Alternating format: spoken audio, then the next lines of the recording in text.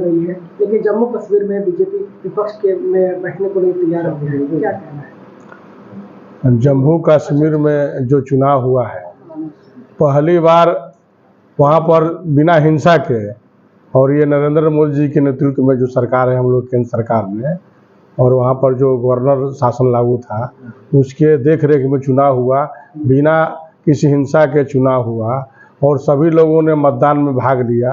और ठीक है, वो जनता का वहाँ पर जो भी जनादेश है उसका हम सम्मान करते हैं कि लोकतांत्रिक रूप से चुनाव हुआ। हम लोग भी वहाँ पर अच्छा प्रदर्शन किए हैं। कश्मीर में एक भी सीट आप लोगों को नहीं मिला, तो जो सीट है तो हम लोग को विपरीत, जो कश्मीर घाटी जो है वहाँ पर वो विपरीत परिस्थिति वाला क्षेत्र है, इसलिए वहाँ पर हम लोगों को थोड़ा परेशानी है, लेकिन बाकी जगह तो हम लोगों का अच्छा प्रदर्शन किया है। क्या लगता है बीजेपी वहाँ कश्मीर में कब तक सीट बनाने में, या मतलब और कितना आप लोग को स्ट्रगल करना पड़ेगा वहाँ पर जीतने के लिए? देखिए, आने वाले समय में जो कश्मीर में हम लोग जो धारा 370 समाप्त हुआ है, लोगों में वहाँ पर विश्वास का वातावरण बना है, और आने वाले समय में निश्चित ही हम लोग जम्मू कश्मीर में हम लोग की सरकार बनेगी, और जो केंद्र सरकार का जो विकास है उसका प्रभाव पड़ेगा।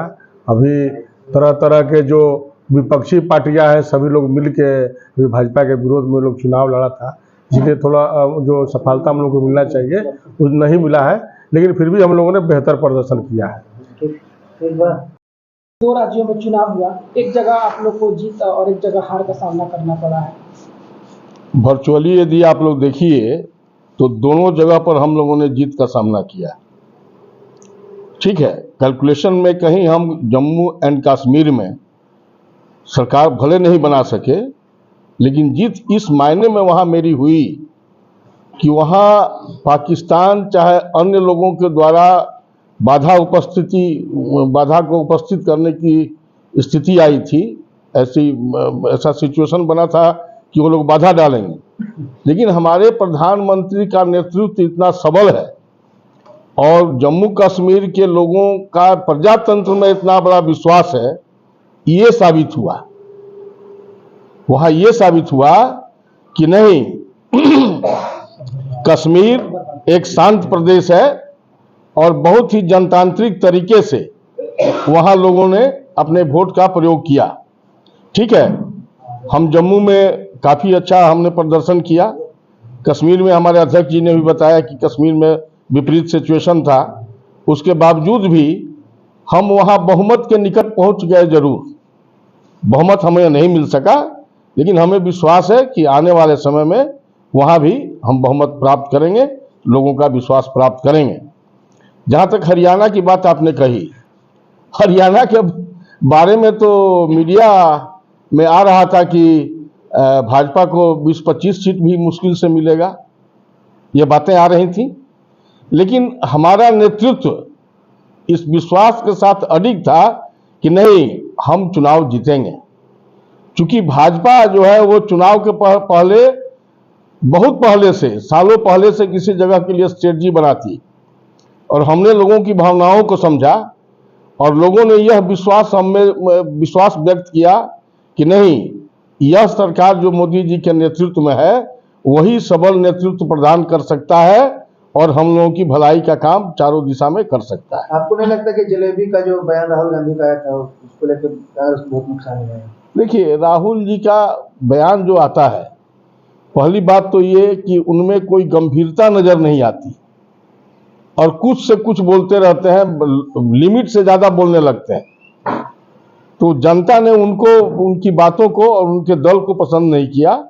उन लोगों ने भाजपा पर ही अपना विश्वास जताया कि भाजपा ही हमारे लिए कर सकती है। किसान आंदोलन, पहलवानों के लिए प्रदर्शन सब हुआ रहा, सारी बातें कही गई, लेकिन क्या हुआ? रिजल्ट तो हमारे पक्ष में आया। लोगों ने हमारे नेतृत्व पर विश्वास किया, मोदी जी के नेतृत्व पर विश्वास किया, और हमारे जो वहाँ के मुख्यमंत्री अभी नायाब सैनी हुए हैं, जो 6 महीना से हैं, उन्होंने पूरे विश्वास, जबकि मीडिया में आ रहा था कि हम वहाँ बुरी तरह से हार रहे हैं, उस समय भी नायाब सैनी ने कहा कि नहीं, हम लोग बहुत अच्छे से चुनाव जीतेंगे। और देखिए रिजल्ट आपके सामने है। विधायक जी, राहुल गांधी हरियाणा में जहाँ जहाँ कैंपेनिंग किए, जहाँ जहाँ रैली किए, वहाँ ही उनको करारी हार मिली। अरे हम तो कहते हैं कि उन्होंने जहाँ जहाँ रैली की या कांग्रेस पार्टी ने जहां जहां रैली की, इन लोगों ने सीधे कहा था और खास करके मीडिया में भी आ रहा था कि इस बार वहां कांग्रेस की सरकार भारी बहुमत के साथ बनने जा रही। जनता ने निर्णय कर दिया कि उसकी सरकार नहीं बनेगी, यह मोदी जी का ही नेतृत्व है जो पूरे भारत में, विश्व में भारत को स्थापित कर सकता है, एक नई ऊंचाई दे सकता है। इसलिए वहां लोगों ने वोट दिया। खास करके जहां जहां गए वहां तो सैकड़ों हजारों की संख्या में हमने देखा था कि लोग थे वहां। कहां वोट चला गया? इस तरह वोट नहीं होता है, वोट विश्वास पर होता है जो लोगों ने भाजपा के साथ व्यक्त किया। जेएनके को लेकर एक सवाल है। बीजेपी गवर्नमेंट जेएनके में जितना काम की, कहा जा रहा है कि पैसा पानी की तरह कश्मीर में बहाया गया डेवलपमेंट के नाम पर, लेकिन वहां से सीट, एक भी सीट नहीं निकल रहा।